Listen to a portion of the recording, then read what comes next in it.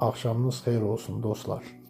Sizə bu videoda alma sirkəsini necə hazırlamaq lazımdır, onun haqqında bəhs edəcəyəm.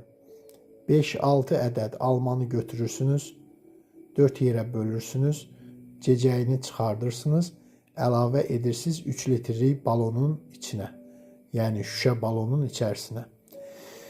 Bunun üzərinə 15 ədəd noxud əlavə edirsiniz, 1 çay qaşığı şəkər tozu əlavə edirsiniz, bir də evdə ağ çörək varsa ağ çörəyin içini əlavə edirsiniz, bir də istənilən market sirkəsindən yarım stəkan əlavə edirsiniz.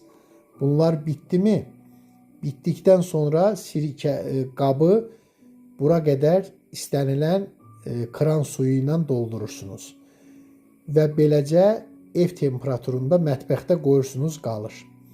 Ehtiyac yoxdur qaranlığa qoymaq üçün. Götürürsünüz taxta qaşıqla hər gün bu almaları aşağı tərəf itəliyirsiniz. Bu almalar qara rəng olduqdan sonra bunun üzərində sirkə anası əmələ gələcək, yəni bir ağ rəng qat əmələ gələcək, kif qatı. Biləcəksiniz ki, alma sirkəniz hazırdır.